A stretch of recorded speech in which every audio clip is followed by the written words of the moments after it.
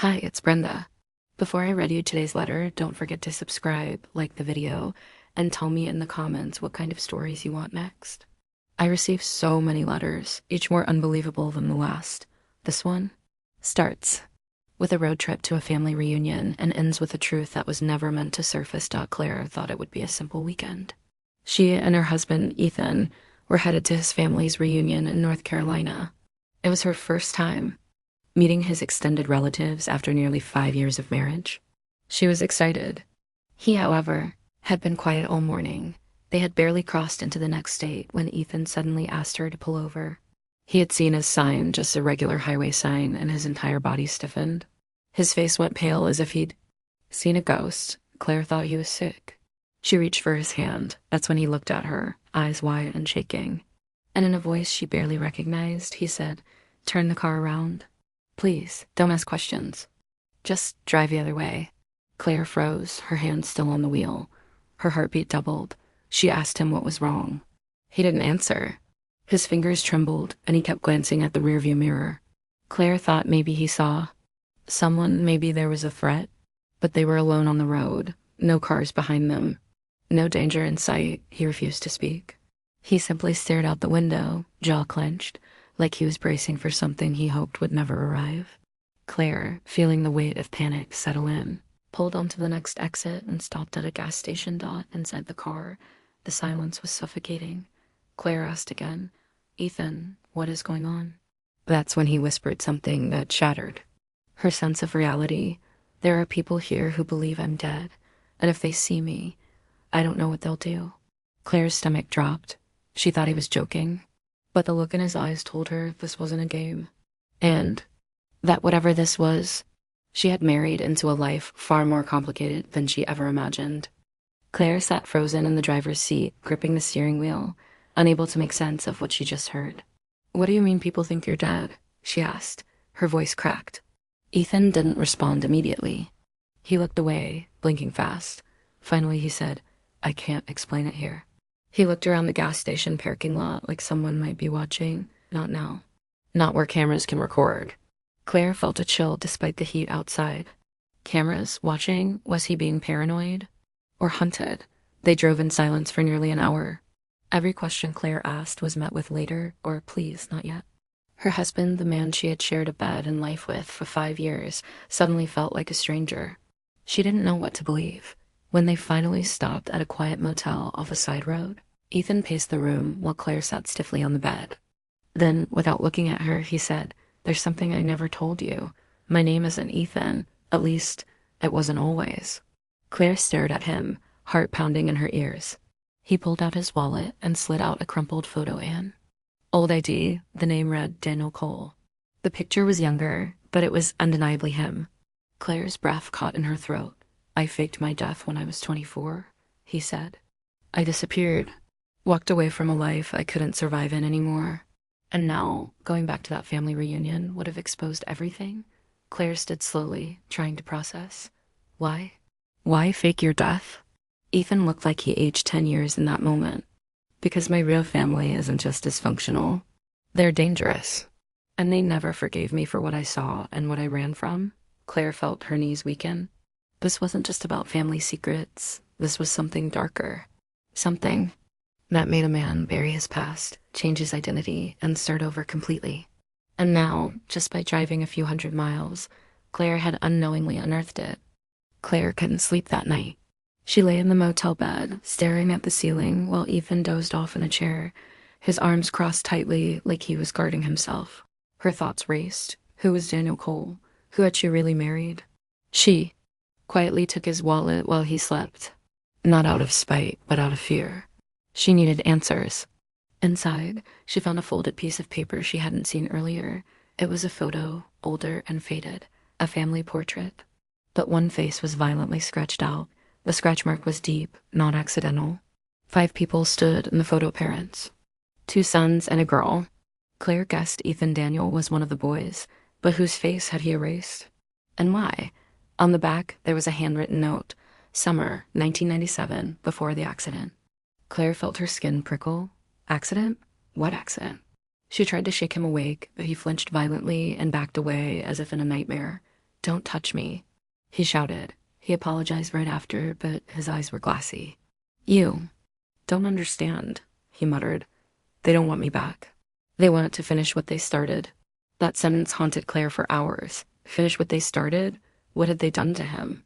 The next morning, while Ethan showered, Claire used her phone to search Daniel Cole, missing North Carolina, 2002. Her hands trembled as the results loaded. Then she saw an old local article. Local man presumed dead in boating accident. Body never recovered. There was a photo. It was him, same eyes, same smile. Claire stared at the screen numb. She was married to a man who, for the rest of the world, no longer existed. And somehow, she had driven him straight back toward the people who believed him dead. Claire couldn't stop staring at her phone screen. The article was real. The accident was real. But Ethan Daniel was very much alive. She kept asking herself the same question over and over. What kind of pain makes someone erase their entire identity? When he came out of the shower, she confronted him. Quietly, no anger, just fear. "I found the article," she said. "I know about the lake, the boating accident, and that they never found your body." Ethan froze, towel still in hand, his face unreadable. "I didn't mean for you to find out this way," he said. "But now that you have, you deserve to know everything." He sat down slowly, like the weight of the past was too heavy to carry anymore. Claire didn't move. She just waited. "I didn't fake my death on purpose," he began. "Not at first. I was in the boat when it happened. It exploded. My brother and I were the only ones on board. They found his body, but not mine." Claire swallowed. "And your family thought you drowned?" He nodded. "That was the version they told everyone. But I didn't drown. I swam to the other side of the lake. I hid in the woods all night.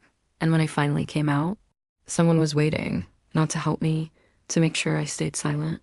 Claire's heart raced. "Who?" she asked. "Ethan's." Lips tightened. "My father. He said if I ever told anyone what I saw, what really happened on that boat, I'd end up like my brother, and that no one would miss me." Claire covered her mouth, tears forming. "What did you see, Ethan?" she whispered. His eyes filled with fear. "Something I can't unsee. Something that made me leave my name behind. But they don't know I'm alive. They've spent years covering it up."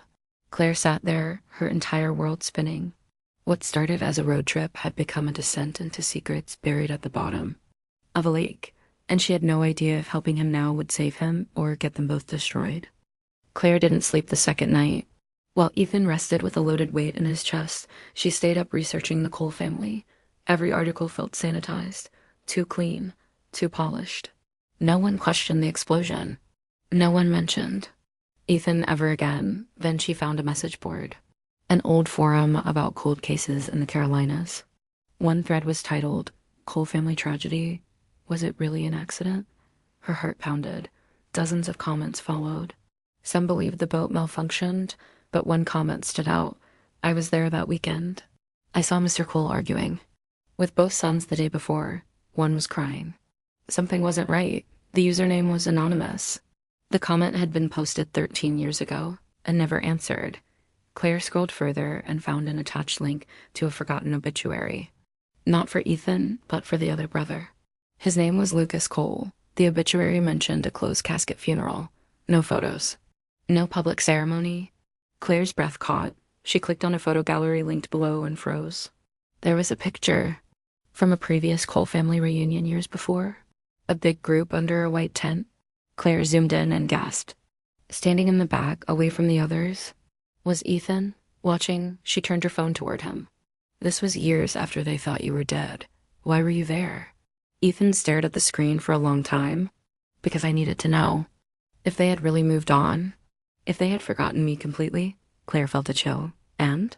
He looked at her with hollow eyes. "They hadn't. My sister saw me that day. She didn't scream. She didn't cry. She just whispered, 'You shouldn't have come back.' Then she walked away." Claire whispered, "What kind of family does that?" The next morning, Claire went to grab coffee from the motel lobby. As she returned to the room, she noticed something tucked under their door. A small envelope. No postage. No writing. Just a single sheet of paper inside, folded once. She handed it to Ethan. His hands shook as he opened it. Written in block letters were 5 chilling words. You shouldn't have come back. Claire felt the blood drain from her face. No name, no threats, but the message was clear. Someone knows, Ethan whispered. He looked toward the window, his jaw clenched. We have to leave. Now, but Claire stopped him. No, running won't fix this. Whoever left that note knows we're already here. If we disappear again, they might follow us. Ethan looked torn. Fear etched every line of his face. You don't know what they're capable of? Claire stared him down. Then show me. Let me help you. If you keep running, they'll always have control. Ethan exhaled slowly and nodded. They decided to drive back to the lake, the site of the supposed accident. Ethan hadn't returned since that night. As they approached the familiar shoreline, he grew pale. The docks were abandoned now, weathered and gray. He pointed to a collapsed boathouse on the far side. That's where it happened. My brother and I were supposed to take a quick trip across the lake, but we never got there. The gas line had been tampered with. It wasn't an accident. Claire felt her chest tighten. Do you think your father did it? Ethan didn't answer. He simply walked toward the edge of the water and stared into the depths like they still held the ghosts of that night. Suddenly, Claire's phone buzzed. A block number. Just one message. Still watching. Her hands trembled. She showed it to Ethan. His face turned ashen. They're closer than we thought, he whispered. We were never meant to survive this trip. Back at the motel, Claire couldn't shake the feeling that someone was always nearby, watching. She needed answers, and not just from Ethan. While he showered, she went back online and searched his original name, Daniel Cole, Wilmington, and CA. Comment on a high school alumni page caught her eye. Someone named Marianne T. had posted, Still can't believe what happened to Daniel and Lucas. So many questions left unanswered. The comment was 2 years old, but it had an email listed. Claire wrote a message explaining she was a journalist working on a piece about local unsolved mysteries. She didn't mention Ethan, just that she was curious about the Cole family tragedy. Marianne responded within the hour, Call me. I can't write this. Her hands shaking, Claire stepped outside and dialed. Marianne picked up quickly. Her voice was low, almost hesitant. I've waited years for someone to ask, she said. Daniel and I dated in college. He wasn't like his family. That's why he had to go. Claire's pulse quickened. What do you mean? Marianne hesitated. Daniel saw something, I don't know the details. But it involved his father, his uncle, and money, lots of it, dirty money. I think Lucas was going to expose them. Claire gasped. And the explosion? Marianne lowered her voice.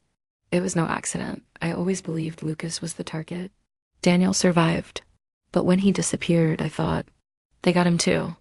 Claire thanked her and ended the call, her mind racing. She looked back at the motel room. Ethan had been telling the truth. All of it, and the people who destroyed his past weren't finished. Claire now knew the family reunion wasn't a celebration. It was bait, and they had walked right into it. Claire walked back into the motel room with her heart racing. Ethan looked up, sensing something had shifted. What happened? He asked. She closed the door behind her and said, I talked to someone who knew you, Marianne, from college. Ethan's face drained of color. You talked to Marianne? Claire nodded. She told me everything about your father, your uncle, the money, and that Lucas was planning to expose them. Ethan sat down slowly, like he'd been punched in the chest. Never wanted you involved in this, he said. It's not just dangerous. It's corrupt on a level I couldn't even understand back then. Claire knelt in front of him. Then let's end it together. If we run, they win. If we stay quiet, they win. He looked at her, eyes wide. Claire, they tried to kill me. You really think we can bring down people like them? Claire pulled out her phone. If we expose it with proof, if we leave a digital trail they can't erase, we don't have to confront them. Just outsmart them. Ethan leaned back, silent for a long time. Then he reached into his bag and pulled out a flash drive. I've kept this for years. I didn't know if it was real, but it's an audio recording. My brother made it the night before the boat exploded. Claire's breath caught. What's on it? Ethan stared at the small device. A conversation between Lucas and our uncle about the money, about fake accounts, and a threat.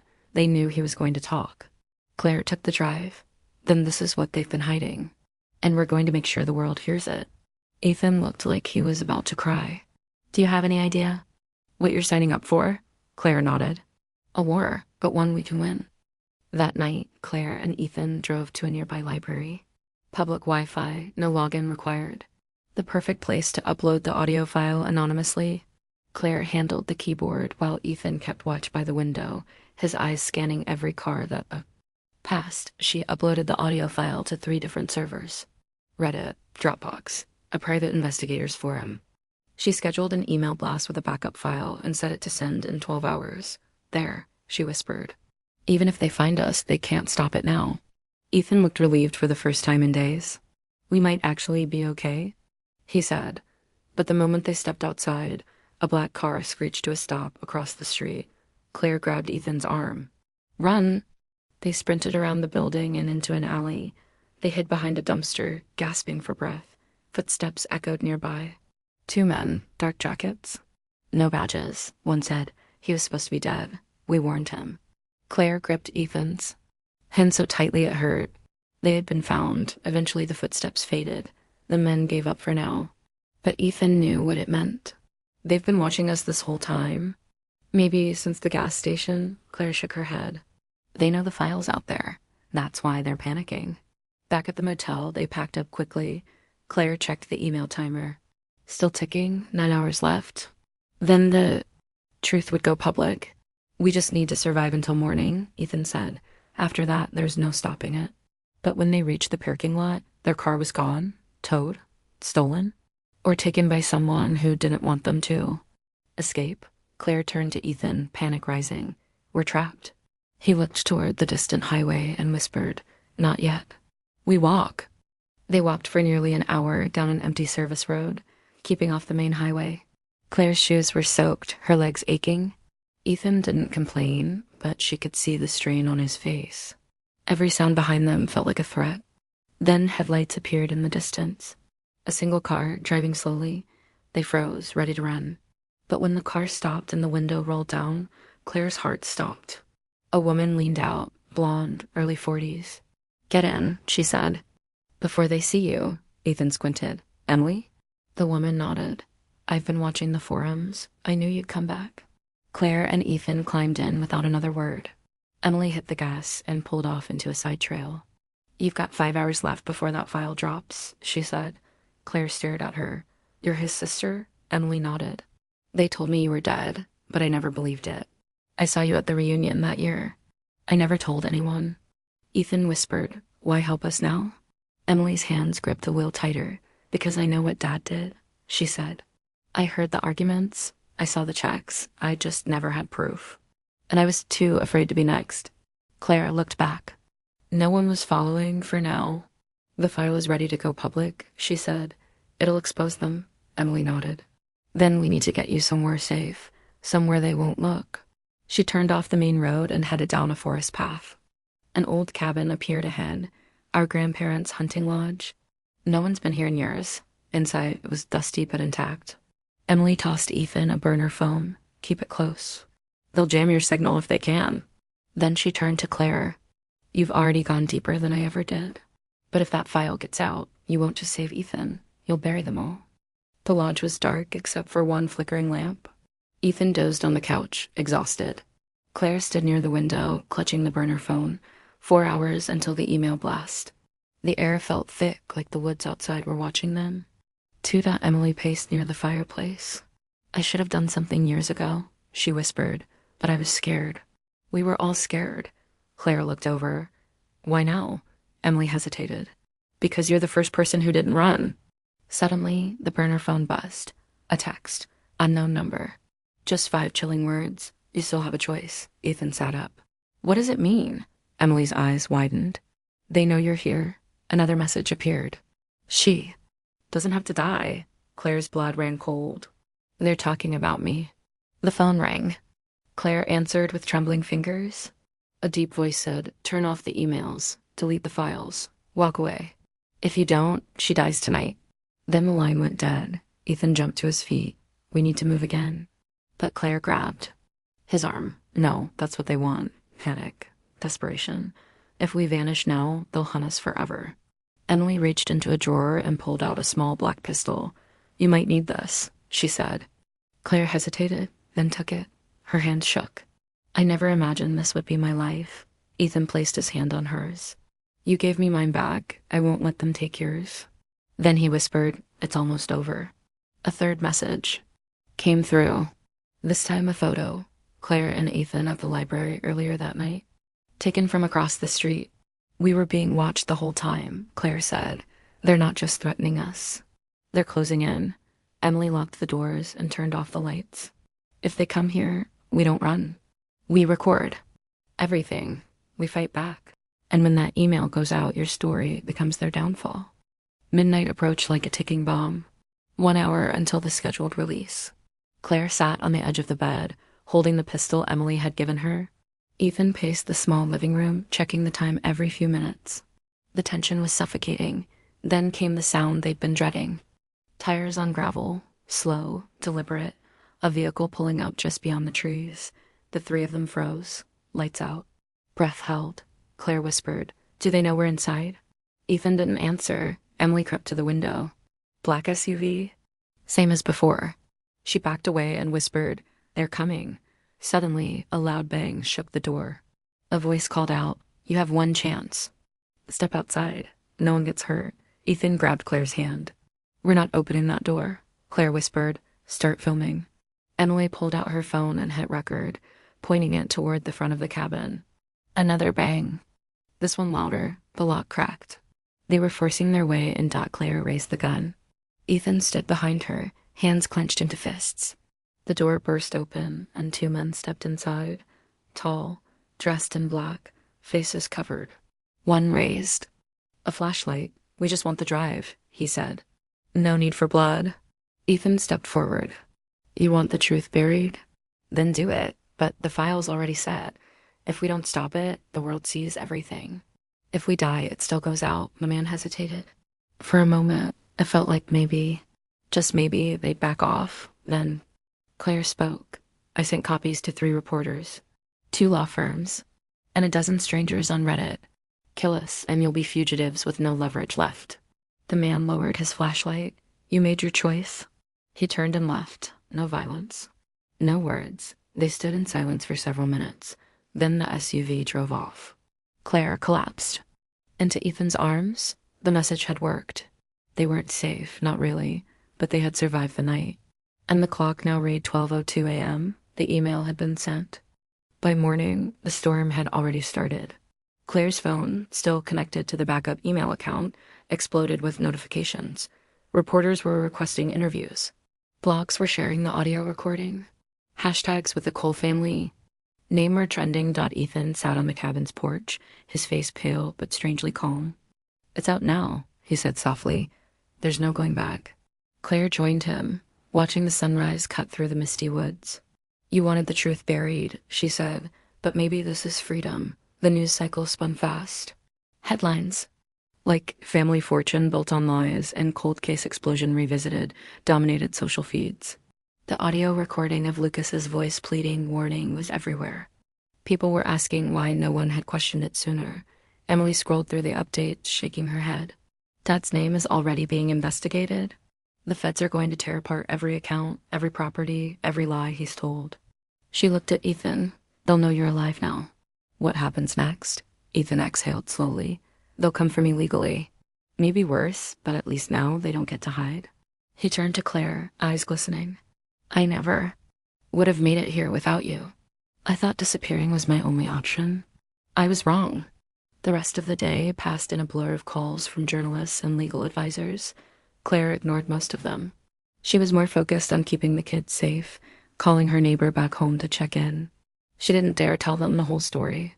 Yet by evening, a news truck had parked just down the road. Hoping for a glimpse of Ethan, the man who came back from the dead, Claire watched from the window. You're going to have to tell your side, she said. If you don't, they'll write it for you. Ethan nodded, the weight of his past finally catching up. Then I'll tell them everything. About Lucas, about the night at the lake, about my father. No more running. Claire reached for his hand. For the first time in years, he didn't flinch. And that's how Ethan Cole stopped running from his name, from the past, and from the truth. Sometimes the most dangerous thing isn't a secret. It's the moment we decide to reveal it. Claire didn't just help him find peace. She gave. Him voice, I've read hundreds of letters over the years. Most are about betrayal, pain, or people hiding who they really are. But this one stayed with me because it wasn't just a story about escaping the past, it was about standing in the fire and walking out stronger. Ethan and Claire eventually went public. Their testimony led to multiple arrests, investigations, and the collapse of a very powerful family legacy. But they didn't want revenge. They wanted to stop the cycle. And they did. I often wonder how many people out there are still hiding. Behind new names, new lives, just trying to survive what was done to them. If that's you, I hope this story gives you courage. Sometimes the truth is the only way forward, even if it costs everything. And if you've made it this far, I want to thank you for listening. If you're new here, don't forget to subscribe to the channel, leave a like, and share your thoughts in the comments. I read every single one of them. Let me know what kind of stories you want to hear next. I have more letters about secret lovers, family betrayals, and shocking confessions that never made the news. Just say the word and I'll read them for you. Until next time, take care of your heart and never underestimate what someone might be hiding behind a smile. Brenda.